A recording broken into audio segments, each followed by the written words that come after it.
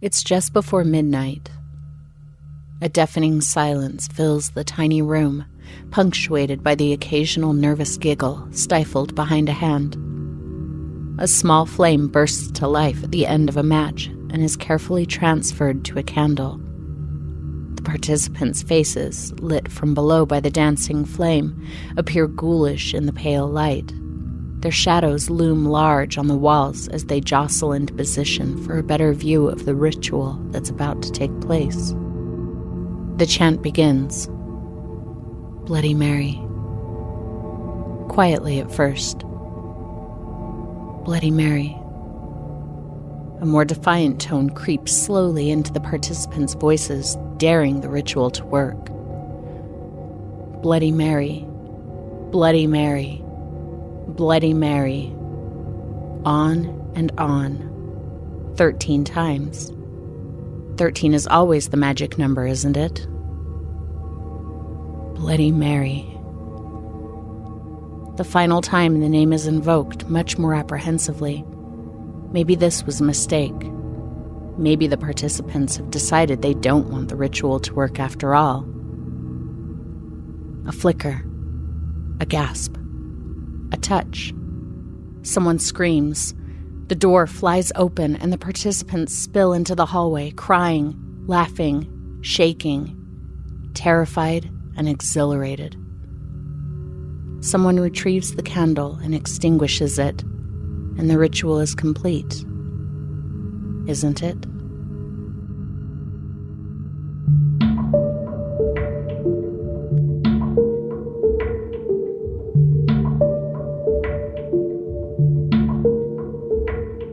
Welcome to the Castle of Spirits podcast, the companion to the long-running website castleofspirits.com.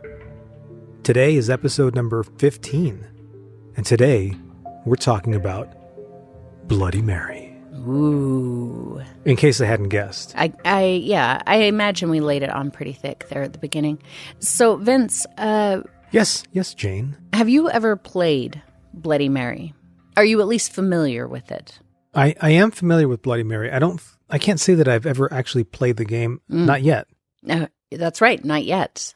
It's true, because we are going to play Bloody Mary tonight, and we're going to record it, and it's going to be part of this episode, right? Absolutely. I do have to say that I am looking forward to something happening. Mm-hmm. Are you nervous to play Bloody Mary tonight? I'm not nervous right now, but then before, when we played with the Ouija board, it was all fun and games until I saw... It's all fun and games until it says Gogu. Until I saw the name Gogu and it sounded like Pazuzu from The Exorcist, and then all bets were off and I freaked out. As long as we play Bloody Mary and nobody says Gogu, then you should be okay. Right. Okay. Yeah. You're supposed to scare the party that you're playing with, aren't you? So then you're going to start screaming Gogu and no, freaking that's me just out. When you're a kid and you're looking for a reaction because nothing happened. Okay, so I guess that begs the question, what exactly is Bloody Mary? I mean, we all know, we have a general idea of what it is, but can you educate me on sort of where it came from and all that stuff? I mean, as far as I know, the deal with Bloody Mary is that it's kind of like a rite of passage for children, one that I clearly missed out on. It seems to be a more typically a girl thing. Oh, okay. And there's theories as to why. And one of the theories that kind of made sense to me was that a lot of times it's young girls, 11, 12 years old, who do this thing more frequently than anyone else. And girls at 11, 12 years old are kind of on the cusp of puberty. And okay, so tell me exactly what is supposed to happen when one plays the game Bloody Mary. So if you perform the ritual correctly, Bloody Mary is supposed to show herself. Now, there's differences on what it is that she's supposed to do. I read some accounts that said if she shows up, you can ask her a question and she'll be compelled to answer it, which I only saw that in like one place. I don't even remember where that was, honestly. I couldn't find it again afterwards. Others just say, oh, she'll just show up. You can just see her in the mirror and it's freaky and and whatever. I read a lot that if you stand too close to the mirror, that she'll like reach through the mirror and grab you and drag you into the mirror, which... Because that would make sense, because you hear a lot about children disappearing in their bathrooms through a mirror. Yeah, that does make a lot of sense. There's nothing about... See, all these other legends, any other legend that you can think of, there's a very clear cut for the most part. Here's what happens. Here's why this happens. Here's where it started. And whether any of those things are true or not, the lore is pretty clear cut, right? When it comes to Bloody Mary, there's not a lot of that. To me, that indicates that maybe it's something that took shape over the course of hundreds of years. Right. As opposed to something like Candyman, which was invented, as far as I know, in the 1980s for the purposes of a story. So therefore, the facts and the details around how to play Candyman, they're a lot less ambiguous. Interestingly, though, because quote unquote playing Candyman, like you said, is actually very similar to how you quote unquote play Bloody Mary. So let's talk about that. Yeah. How do you play Bloody Mary? I mean, what are the rules? So again, there's not a lot of agreement on the rules. So the basics of the rules are you stand in a dark bathroom in front of a mirror and you chant Bloody Mary over and over. And that's really about as much as all of the different rules agree with each other. In some versions, you have to be in a pitch black room, which to me, I mean, how are you going to see what's going on if you're in a pitch black room? And what's the point of a mirror if you can't see into it? In other versions, you have to have a candle or a flashlight. Some are very specific. It has to be a candle or it has to be a flashlight or it doesn't matter. I read some versions where you had to put your hands and your face against the mirror to chant Bloody Mary, which I had never heard that one until recently. But most of it, it's you stand in front of the mirror. Isn't one of them that you have to like spin around in circles and every time you make eye contact with yourself in the mirror? Something like that. Yeah, you have to spin around. One of the ones that I heard when I was a kid, you had to like splash water onto the mirror. And there is an element of water in quite a few of them. And some of them you have to have like the faucet running. I don't know if it's just the like kind of the white noise of water, the sound of water, or if it's water movement that's important or what. But I did read one where they said, or flush the toilet, which, you know, definitely brings an ounce of levity to the proceedings. But no striking a match. I mean, if you're going to light a candle, but no, that wasn't necessarily part of it. So you chant Bloody Mary while looking at yourself in the mirror. And some people will tell you you only need to chant it 3 times. Some it's 7 times. Some it's 13. Some you just say it until something happens.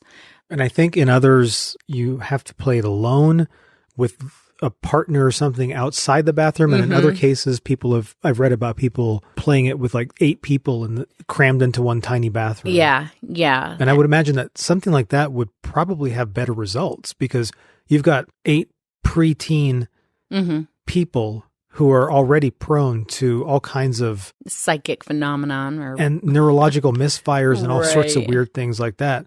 So that the hysteria would be more contagious. Well, let's not use the word hysteria here, you know, because hysteria, hyster meaning, you know, of the uterus, the womb area. It was a term meaning women are just crazy. We don't know. It's hysteria. Well, the way I use it is, you know, just in the terms of, I mean, I have been hysterical myself in my life. I'm just saying. And I don't have a uterus as far as I know. I'm just kind of being a little bit playful here because what I said about Bloody Mary kind of being a rite of passage for young women, young girls who are about to hit puberty and start menstruating. So the blood there, hysteria. Anyway, I guess I was trying to make a roundabout joke, but it failed. Anyway, can I still get a rim shot, please? Some applause. Can you do some applause?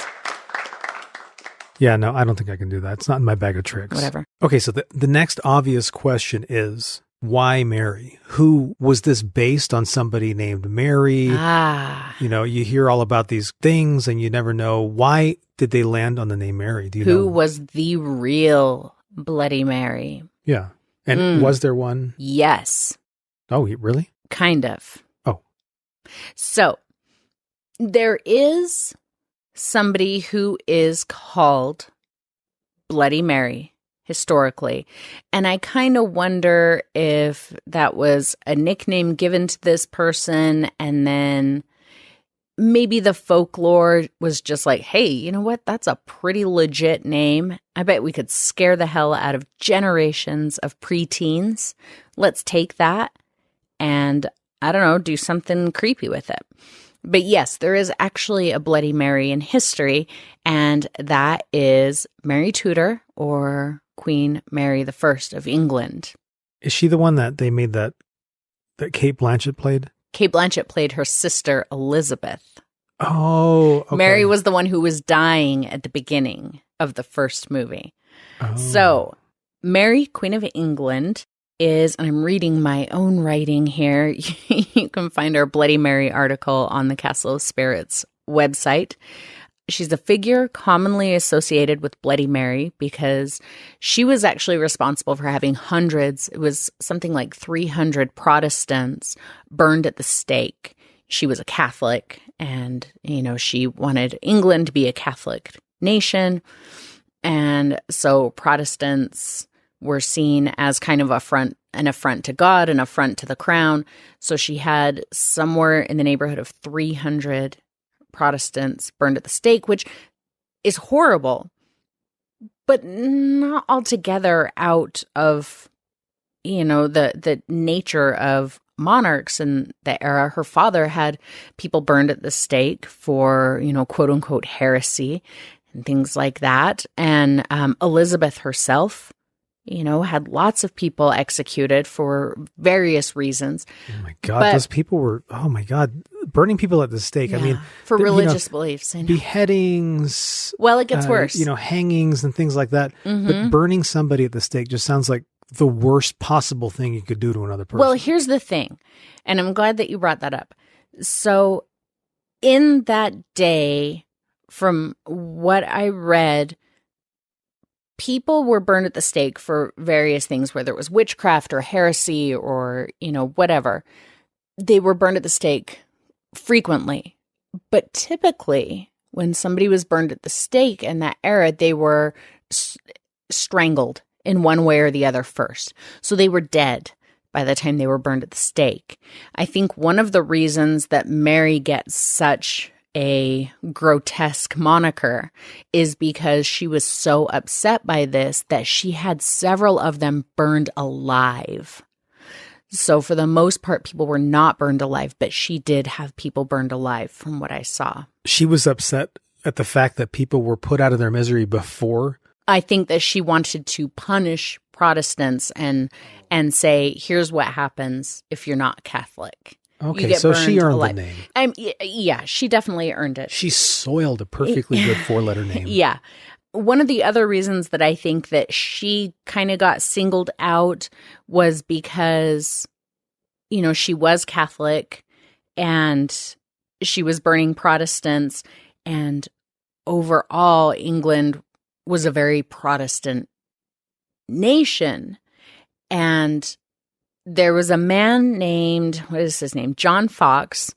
He made a book in 1563 called The Acts and Monuments, and it was about people who were executed, the Christian martyrs, it says, he calls them, the people who were executed for their religious beliefs. And a huge portion of the book focuses on the people that she executed. And so it kind of demonizes her as a Catholic in this, you know, Protestant nation who killed these Protestants. And so I think that, yeah, what she did was horrific. It's inexcusable and horrific. But at the same time, I think she was demonized a little bit more than other monarchs because she was Catholic and not Protestant. So anyway, if you Google Bloody Mary, you really come up with two things on the internet unless you really get specific. You get the cocktail, which, Yummy. Why aren't we drinking Bloody Marys? I know, we should be drinking Bloody Marys right now. We blew it. So you get the cocktail and you get Queen Mary of England. And you have to drill it down a little bit farther to get the Bloody Mary game. So I have a question. Is this Mary the one that became Mary Queen of Scots? No. And man, you're good at segues. You'd think, folks, that I had trained him. Okay, now say this. No. That is not the facts. But can I get a treat anyway? Yeah, here. Good boy. But I do, yeah. The only reason I did keep going. Okay, Mary Queen of Scots is actually next on my list.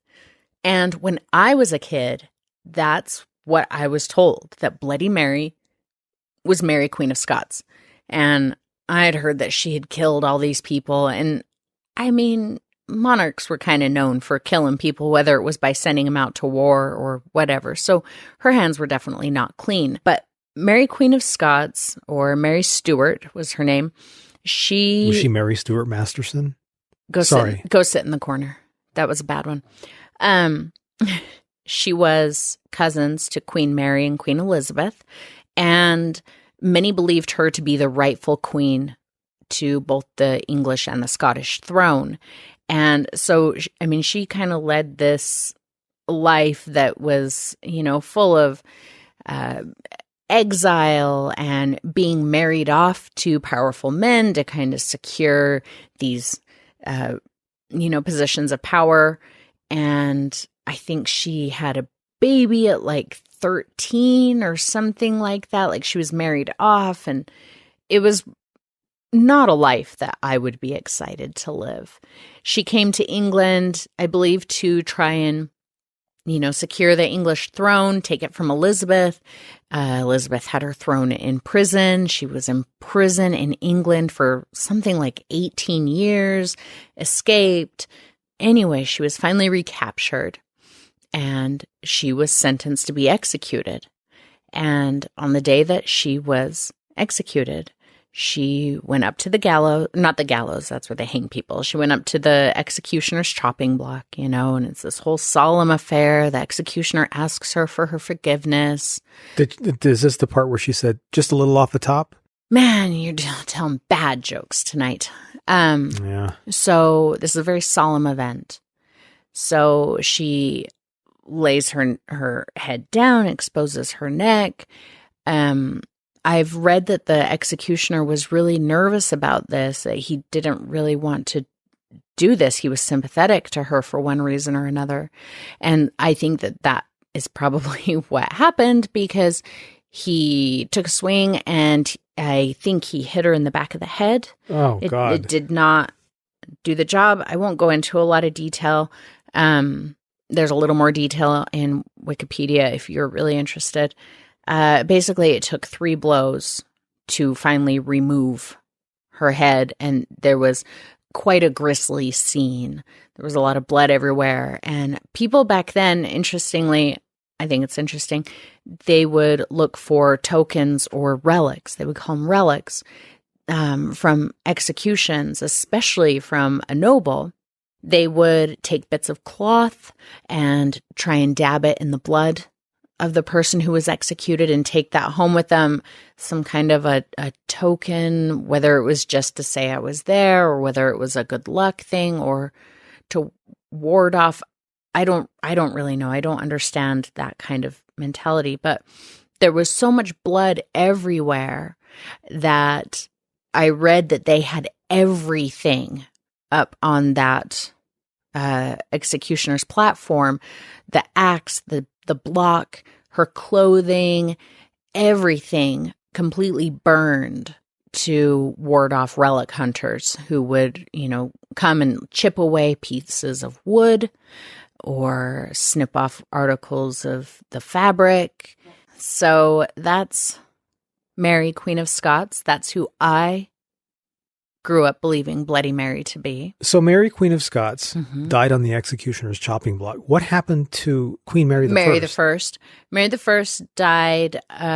They think that she had some kind of cancer in her stomach or her lower abdomen. whether it was stomach cancer or like ovarian cancer or something like that. But she died during a flu pandemic of some kind.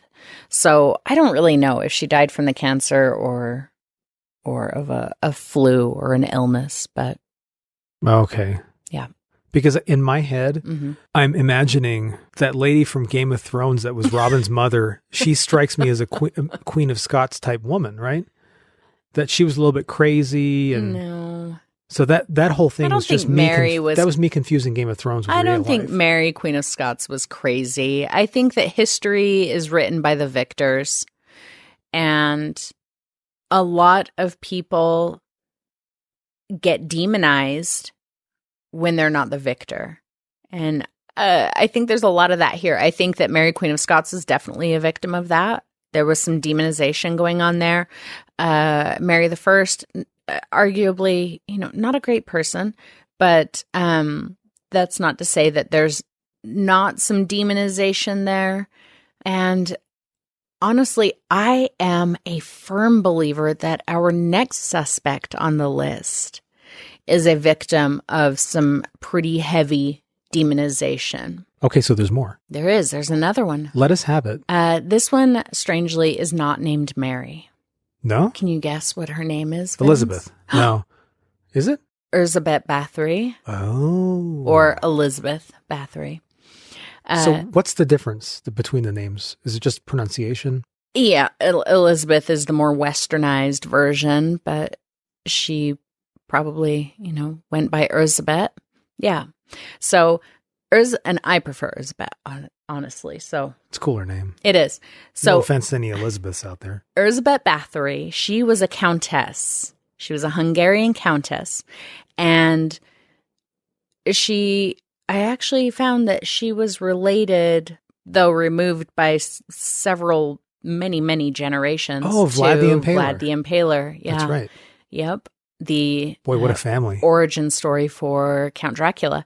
So Elizabeth, she was a countess, and again, she kind of had this life that was very tumultuous in a lot of ways. She was married, had a baby. I believe, I'm going just off the top of my head here. I haven't even read this recently, so it's just kind of what I know about her.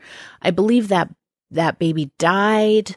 Her husband died, and she was this woman who had these lands and riches. And what are women? Especially back then, hundreds of years ago, they're weak. They're easy to take things from. She had power. She had money. She had land. This is the perception. This is the perception. You're saying that women were weak. Of course. Yeah. So here she is, this woman who's not married. So she's definitely vulnerable. She's, like I said, she's got power, money, land, and there's men looking at her and saying, we're going to take that. And so she's constantly having to defend herself and, form alliances, whether that's through marriages or I don't think she ever got remarried. I think she was supposed to. I mean, we should do a Bathory episode one day, but so I honestly believe that that's where a lot of her story comes from. So in the Elizabeth Bathory lore, she is this countess up on a hill in this massive castle, and she's luring young girls up to the castle to work for her. Well, these are good jobs. They're good paying jobs. These young women don't have a lot of other prospects, so they go. While they're there, she starts torturing them, abusing them, beating them, exsanguinating them, and bathing in their blood in order to keep a youthful appearance. Now, parts of that story I feel like could be true. I think that I've said it before that in most stories or lore, I think that there's some kind of a grain of truth. Maybe she beat a young girl. There's the story about how it all started, about how a servant girl was brushing Elizabeth's hair, and she pulled her hair too hard, and Elizabeth was angry and struck the girl, and the girl's nose bled or something, and some blood got onto the Countess's hand, and she felt like she noticed how youthful her hand appeared where that blood landed. And that may be true, and maybe there were some abuses and maybe even a couple of murders in order to in order to pursue this youthful appearance. So this was in the time way before lotions and things like that. She should have tried mud baths. I hear mud baths do the same thing for you. When you're covered with mud, you feel like $1 million. Covered in blood, probably the same. Wow. But mud baths are a little bit better for everybody involved. They're a little bit safer you don't have to cut someone open to get mud out. Yeah. Right. And it's recyclable. Okay.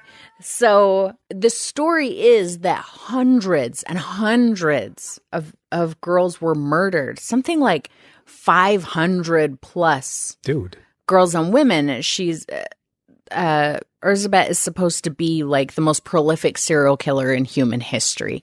And I just find it hard to believe. One of the stories goes that so many women and girls were murdered by the Countess that there were no women left in the village below. And I just find that so hard to believe. Sounds like a bit of an exaggeration. It does to me too.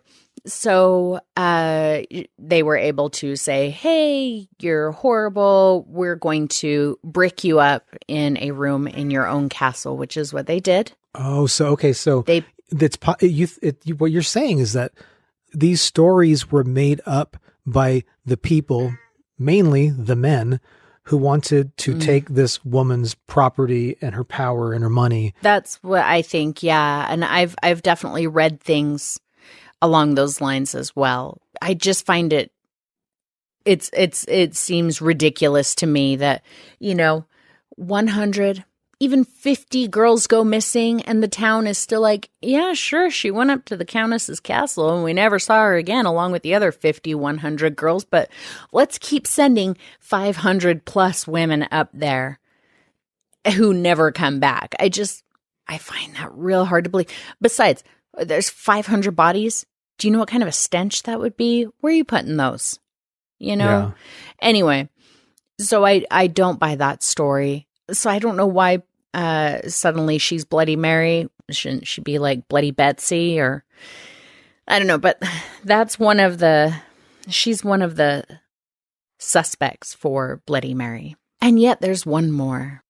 No way. Mm-hmm. Are you serious? I am. You're making this up now. Is this made up? This sounds made up. This one does sound made up to me. Now it's one name, and I've read at least 3 different versions of who this person was. So I don't believe that this is a real person, although this is one of the top people that people point to and say this was the real Bloody Mary. And her name is Mary Worth.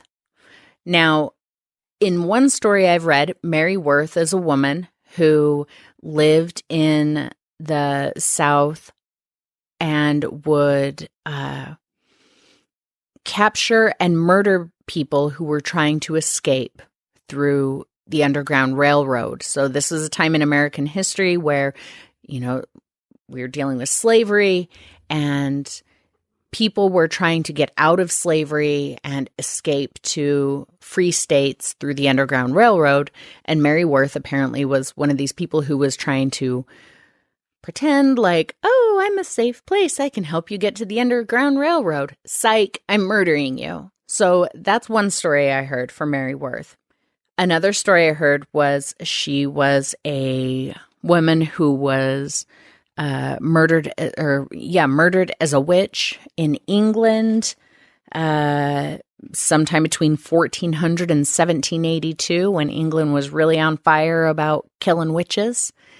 And yet another story I read was that she was a witch in Chicago who was murdered. For starting the Chicago fire, yeah? Maybe. No, we all know that was a meteor. And then somewhere in this mix, there's a baby. And I don't fully understand the baby connection. And the reason I bring that up is because one of the things in the Bloody Mary variations is you can say, Bloody Mary, Bloody Mary, Bloody Mary, whatever. Or you can say, I believe in Mary Worth. That's another one that people say. Or they say, Mary Worth, I have your baby. Or Mary Worth, I killed your baby. Oh, those are fighting words. So, for reals. I'm not going to say that into the mirror. No. Bloody Mary No, later that's on. goading. We don't need to goad. But I couldn't find where this baby story came from, so I'm not sure about that. But just, let it be known that there's a baby somewhere in this convoluted Mary Worth story.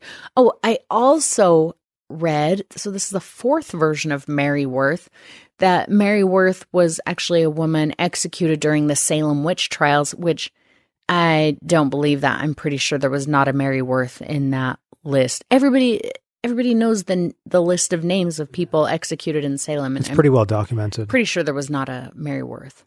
I did a little bit of research myself, actually. You did? Let's hear it. I did a little bit of poking around.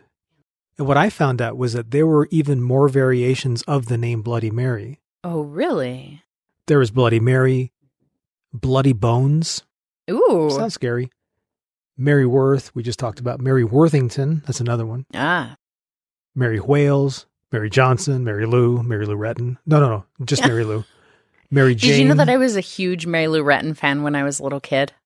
I mean, she was like the biggest Olympian. The shortest, biggest Olympian. Yeah. Anyway, go ahead. Mary Jane, which I just said. Then we've got Sally, Kathy, Agnes, Black Agnes, Aggie, Svarte Madame, and my favorite one, Hail Mary. I've heard Hail Mary. Which is, obviously, it's a perversion of Hail Mary. The whole Catholic thing, Hail Mary. Yeah. But yeah, just the fact that she comes out, some people say that you, instead of saying Mary, I believe in Mary Worth into the mirror, you're supposed to say, Kathy, come out. Mm-hmm. That would work for me. See, that's why I think that Bloody Mary, it's not so much about who it's based on.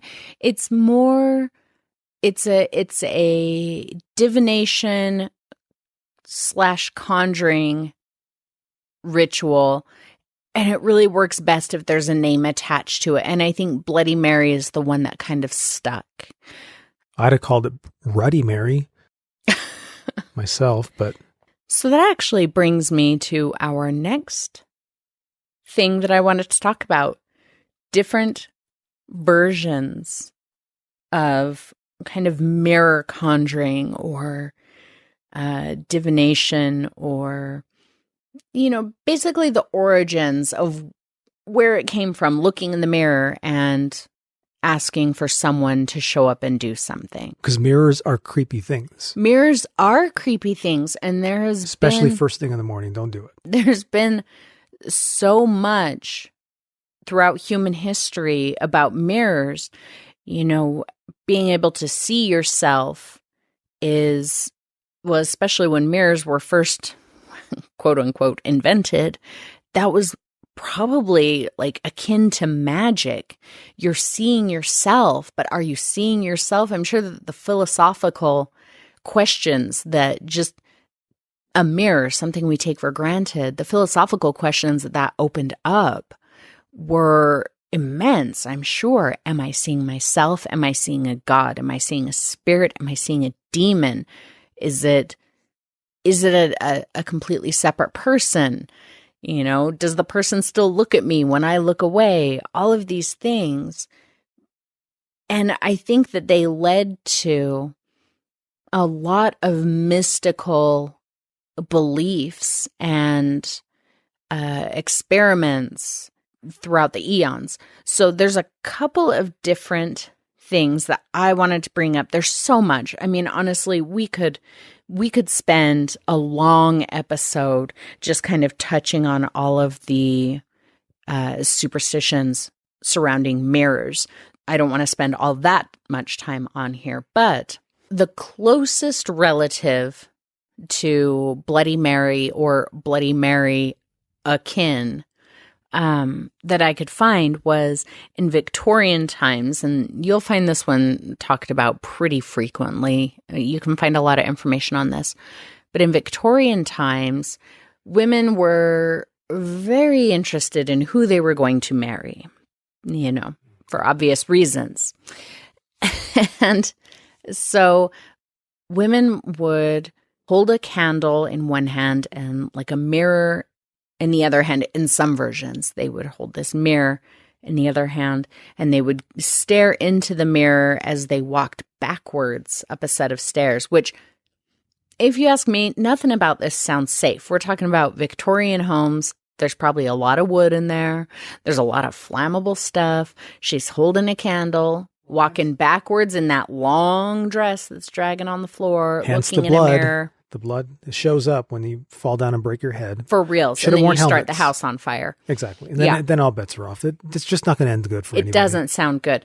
So anyway, backwards up the stairs and staring in this mirror, and eventually she would either see the face of the man she was to marry, or she would see like the countenance of a skull, and that meant that she would die before she could get married.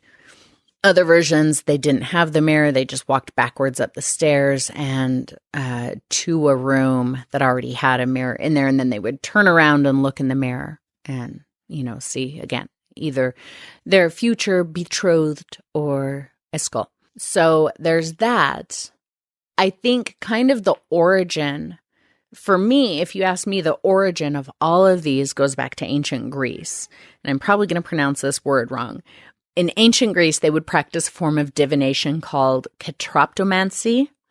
So a sick person would go to the fountain at the temple of, forgive me, folks, I am not ancient Greek, as much as I like to portray that I am. So my pronunciations are probably way off. They would go to the fountain at the temple of Ceres and lower a mirror into the fountain. So the mirror was just below the surface of the water. And then they would look at themselves in that mirror. And much like the Victorian thing, they would either see a live and healthy and recovered face, only this time it would be their own, not their future love, or they would see, a skull or a deathly ill person. Either way, the mirror would be telling them whether they were going to recover from this illness or whether they were going to die. That's an ancient WebMD for you. Don't play that game. Right. That it really is ancient WebMD. Yeah, it's just self-diagnosing is not helpful, people. Because it's going to be 50-50. You're either going to get well or you're not. Dear WebMD, I have a hangnail and 3 hairs fell out of my eyebrow last week. It's cancer. You're going to die probably of a cancer-induced heart attack. So just don't WebMD and don't lower a mirror into the fountain at the Temple of Ceres. Don't practice katoptromancy. Yeah. I guess the equivalent today would be lowering it into your bathtub, and that's probably also not wise. No. Now, mirrors aside, there is one other story that I wanted to bring up that I think, pardon the pun, mirrors that of the Bloody Mary story, but it doesn't involve a mirror. It does take place in a bathroom, though. You ready for this one? I am so ready. I can't believe it. All right. So this one is from Japan, and it's called Toire no Hanako-san, or Hanako of the toilet. I know. So the legend goes that during World War II, a girl named Hanako was in her school, and she was hiding in one of the bathroom stalls during an air raid. And her school was hit by a bomb, and she died. And ever since then, she haunts the 3rd stall of a girl's bathroom in schools all across Japan. And in one account that I read, it's the 3rd floor bathroom. Like, there's a lot of 3s here, but so Apparently, if you go to the third stall in a girl's bathroom in Japan and you knock on the door and ask, Hanako, are you there? She will reach under the stall door, which this is terrifying to me, reach under the stall door and pull you under, and then you get to be her companion for all of eternity, which sounds terrifying. When I was reading that, I remembered that when I was in elementary school, there was a similar story about the girls' bathroom in my school. And I don't remember exactly what anybody said about it, but I do remember there was one stall that we would never use because there was some kind of a ghost story about it. Seriously? But I don't remember any specifics. And what's interesting, Jane, is that already Blumhouse is turning the Hanako story into a motion picture. Oh, of course. We haven't even broadcasted this, and they're already jumped on it. Yeah. So I do like Blumhouse, though, so I'll probably watch it. You do like Blumhouse? I do like Blumhouse movies for the most part, yeah. So I'll probably watch it. So the Bloody Mary movie that you watched in preparation for this, which I fortunately did not watch. It was so bad. I'm not even going to say. Was not Blumhouse. No. I was really bored one day, a couple days ago. I had been researching Bloody Mary up to my freaking eyeballs. And I just wanted to relax and watch a movie, and you were working, and I came across this Bloody Mary movie, and I thought, this is going to be so bad. I'm going to challenge myself because I have very low tolerance for bad movies. You know, in the first 30 seconds of a movie, I can tell if it's going to be bad, and I'll just turn it off. I won't suffer through a crappy movie. But I challenged myself, let's see if you can make it. I made it through that entire movie. I'm not going to give any specifics because I don't want to. Somebody put their heart and soul into that movie, and you could tell, but it straight sucked. So I'm not gonna say anything else about it. But I made it, man, all the way to the end. I'm pretty proud of that. Well, you're a better horror fan than I. Mm-hmm. Yeah. So like I said before, there's a lot of different mirror legends, and even superstitions, and I think that we all know at least a couple of them, you know, like in Jewish tradition, when somebody dies, you have to cover the mirrors. So I guess it's because the spirit can get trapped in the mirror. I don't know. There's different things, and maybe it's in different cultures too. Something about covering the mirrors to prevent evil spirits from sticking around, or isn't it also to confuse the evil spirits, maybe? Something. One that I'm particularly fond of is, you know, everybody knows that if you break a mirror, 7 years bad luck. I always heard that if you break a mirror, you should take the pieces of the mirror and do something spiritually positive with them and kind of neutralize the bad luck. So whenever I would break a mirror, I used to work in a salon. We broke a lot of mirrors by accident in salons, you know, little hand mirrors. We would always take a piece of the mirror and place it above the doorway. And that's a way, placing pieces of broken mirror above doorways is supposedly a way to ward off negative spirits. Seriously, you did that when you were working at the salon? Uh-huh. Yeah, I always wonder about that.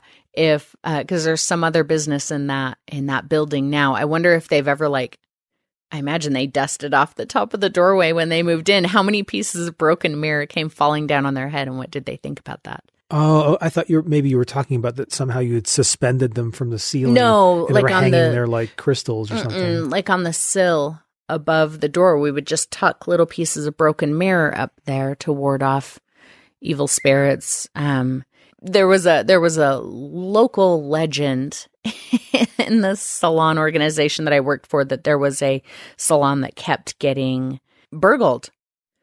And the salon that I worked at, somebody had actually broken into it one day by like busting through the wall from the business next door. They broke through the wall and like broke a water pipe and everything.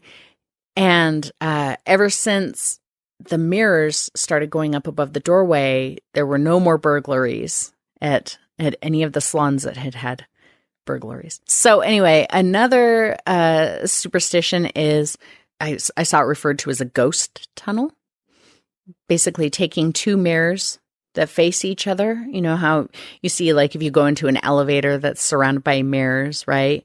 And it looks like it just goes on forever and ever and ever. Apparently, that's considered a ghost tunnel. It can create a portal through which ghosts can pass back and forth between the mirrors, and they might get lost somewhere between those mirrors and get stuck in our world. I remember when I was a little kid, my grandparents had the mirrors where you could angle them. And I remember angling them and being like completely inside the mirrors and just seeing out for eternity. And I thought that was the coolest thing. And our bathroom mirrors actually do that now. And every once in a while I'll angle them because I think it's cool as hell. Yeah, that reminds me. I used to do that when I was a kid in my mom's bathroom. Mm-hmm. And I was really fascinated with how deep it went. And how green it became. And if I'd have known it was called a ghost tunnel, I would have probably loved it even more. Yeah. But maybe tonight I will play a ghost tunnel game. Okay. Yeah, I think we should. But, whatever, I want to hear what kind of mirror superstitions or divinations or, any kind of mirror stuff that you guys have. Any little superstitions that you follow or have heard, any Bloody Mary experiences that you've had. We really want to hear all of that. So please jump onto castleofspirits.com. If you just have a quick little piece of information to shoot to us, you can do that through the lounge. If you have a full-on story to submit, you can do that through Submit a Story. If you're not sure where to submit it, just do it through the lounge. And if it's a full story, we'll just put it in the stories. But yeah, we want to hear from you guys. We want you guys to be part of the conversation as well. We don't want to sit here and talk at you. We would like to talk with you. Okay, so I know this is getting a little long, but I think it's worth it. Let's talk about the science part, because here at the castle, we are fond of saying just because there's a scientific explanation doesn't mean it's not also ghosts, or, vice versa. Just because it's ghosts doesn't mean there's not a scientific explanation.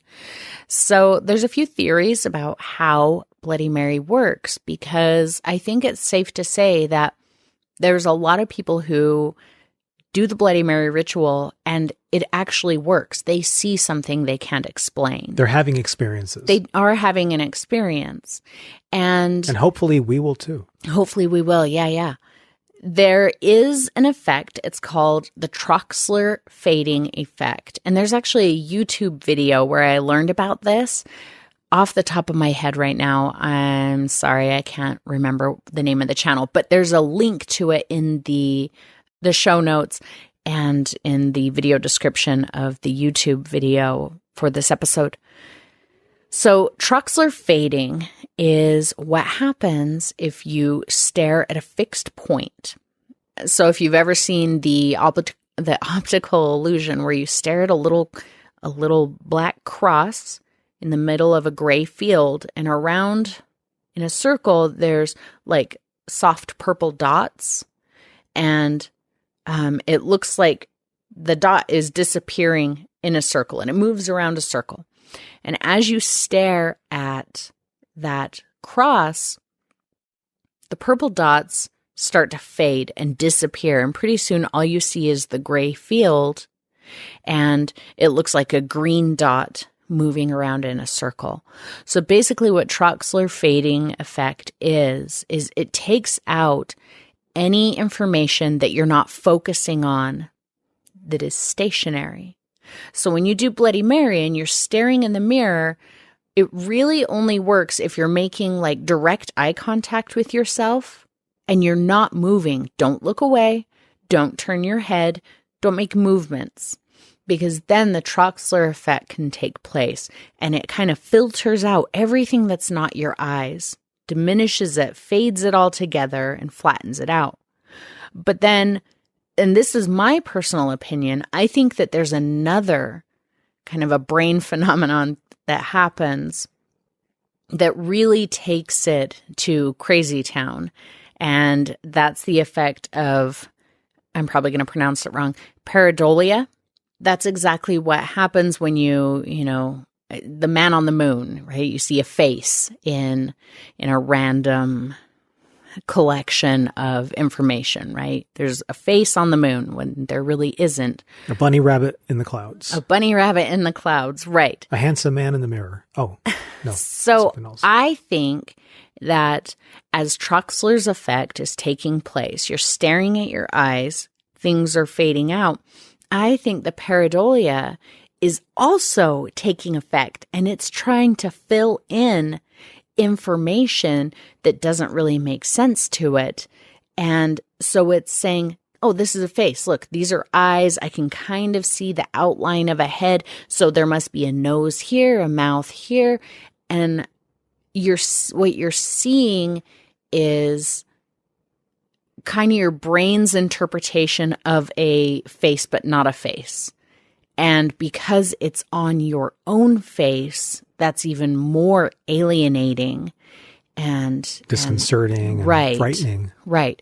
That's why two people standing side by side doing Bloody Mary, one might see something really disturbing and the other one might not see it at all, because the person standing next to you is not going to see what you're seeing, in your own face. So basically, I almost wish you hadn't told me that, because now if something happens, I'm going to be like, oh, it's Troxler. There's Mr. Troxler. I saw Mr. Troxler in the mirror. It's going to be bloody Troxler, not Mary. But I'm willing to suspend my disbelief or disbelieve my suspense. Ooh, I like that one. And play this game. All right. Well, I guess we better go get set up for Bloody Mary in the bathroom, huh? We shall reconvene in the bathroom for a game of Bloody Mary following this brief break. Let's get to Bloody Marying.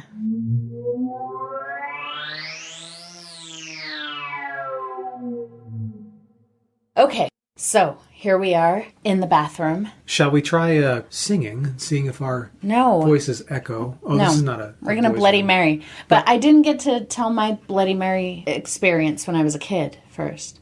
Okay, well, you do that. And in the background, you may notice it's pouring outside. It is pouring rain. So we got the water going. We don't even need to run the water. Right. Yeah, we have the... So when I was a kid, it was Mary, Queen of Scots, and you had to splash water on the mirror, and I got in trouble for that because, of course, I didn't clean it up. But also, in the bathroom in the house I grew up in, we had a heat lamp in the ceiling, like a red light bulb. And so... we always did Bloody Mary at my house because I had this red light on the ceiling. And so we would splash water on the mirror, turn around in a circle, try and make yourself dizzy because that also distorts the face, right? And turn on the red light rather than a candle or something. We'd turn on the red light. And it was terrifying because it's bright red and everything's distorted from the water on the mirror. But I never saw anything. Oh, you didn't? No. Okay. But the setting was terrifying. So we have our candle and we have our microphone. And go ahead and turn off the light, Vince. Let's see. You ready? Mm-hmm. Okay, lights are going off now. Oh, wow, that is really dark. Okay, we're going to have to wait a second because I can't see my face. So, okay, now, do you play it by yourself and then I'll play it? No, I think our mirror is big enough that we can... play it together. Here, let me turn the microphone just a little bit. I think that we can each say Bloody Mary while staring at ourselves. Okay. Right? I guess. Can you see okay now? Yeah. Yeah, I think I can see myself. Okay, so we'll chant Bloody Mary 3 times and then just make direct eye contact with yourself. All right, ready? Yeah. Okay. Bloody Mary, Bloody Mary, Bloody Mary.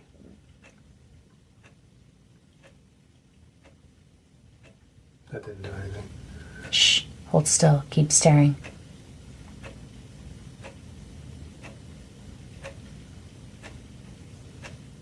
Bloody Mary, Bloody Mary, Bloody Mary.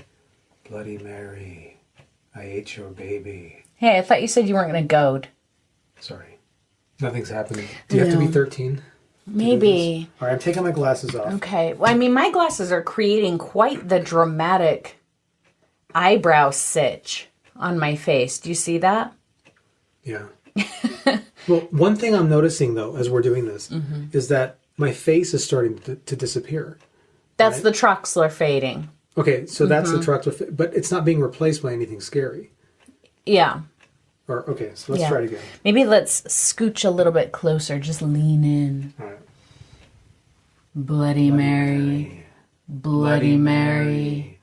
Bloody Mary.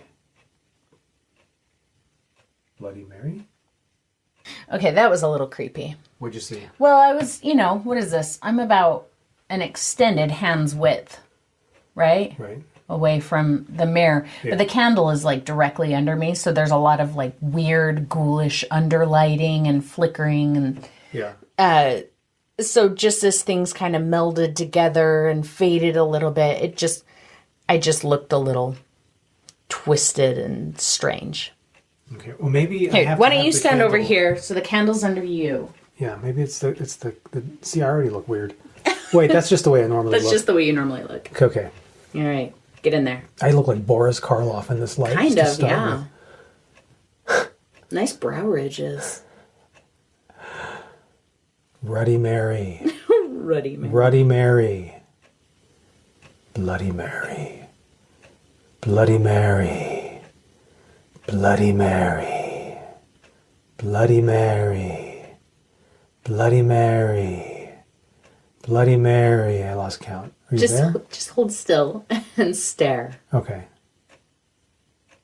If the desired effect is to see yourself as an old person, it's working. Yeah. But I think it's just my reflection. Well, I'm just staring at you too and letting the Troxler effect take place. And yeah, you started to look like a very old, very different person. I think that you could do this in daylight too. Well, it's when just... I blink, it's messing with me. Yeah. So... I call BS on this Bloody Mary Troxler guy thing. Troxler guy thing. But I fully encourage you to try it for yourselves. I agree.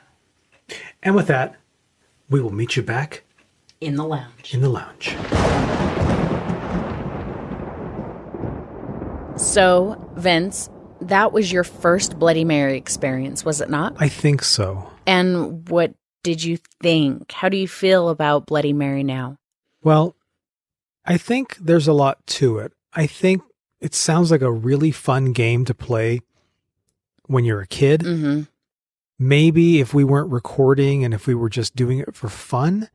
No, I mean, this is fun, though. I can see wanting to do something like that for a kind of divination or self-introspection, meditation type thing. Yeah. Staring at yourself, it really can alter the way that you look, which could change your perception on the way that you feel about yourself or any of these things. Do I actually believe that we're conjuring up a demon or some malevolent spirit? I don't think so. That said, intention is everything. And it is storming like crazy outside. I don't know if you guys can hear that, but what a tumultuous night for Bloody Mary. It's perfect. But yeah, I think intention is everything, and I didn't go into it intending to, summon an evil, witchy, demonic thing because I don't believe that. But I don't know. I think spiritually you get what you ask for, and I'm not here to dismiss anyone's experience with it. That said, I did absolutely see, just in the few minutes that we were doing that, some really strange distortions to my face that I think that if we were to experiment with kind of the settings and the situation and the amount of time that you spend staring at yourself, I think that could get really distressing. But did I see someone standing behind me or feel a presence in the room? No. Oh, we didn't run the water, though. No, but it's pouring rain outside, so that counts. True. I must admit that I'm a little bit disappointed that I didn't see anything. I was hoping that the science would come through for me and that I would actually see something really creepy. You didn't even get much of the Troxler effect, huh? I wonder if it's because the candle was so flickery and so there was a lot of movement and not enough static imagery for your brain to fade out for the Troxler effect to take effect. Maybe. Maybe you should try it in a dimly lit room with very static light. If I do, I'll let you know how that went. Okay. Now, just because I didn't experience anything doesn't mean that I don't believe that other people have. And I'm interested in hearing other people's stories. And what I understand, you told me that there are quite a few Bloody Mary stories, true Bloody Mary stories on the Castle of Spirits website. There are, and we're going to read a few of them in our next episode we are introducing this week.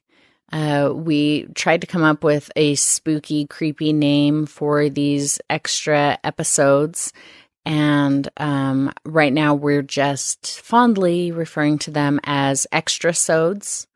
If you have a better name, preferably that it has some kind of a spooky, callback to it, shoot us a message through the lounge and let us know what we should call these. But we're going to be doing these little extra episodes, hopefully weekly. We'll see how that goes. Ectoplasmic extrasodes? Maybe that's a little bit of a mouthful, but where we'll be reading stories off of the castle. We'll be reading emails and stories that you send to us. So check that out. We will be getting that out to you here in a couple of days, unless you're listening sometime in the future, in which case the extra-sode with Bloody Mary stories is already out and you can just listen to it straight away. Isn't that amazing? The way technology strikes again. Right. We invented the future, finally. Although it's not quite the future we envisioned. It never is. Anyway, Vince, do you have anything else you'd like to say about Bloody Mary before we sign off? Because I'm about yammered out. Well, like you, Jane, I am Bloody Married out. All right, well then let's just sign off and we'll say, stay bloody, my friends.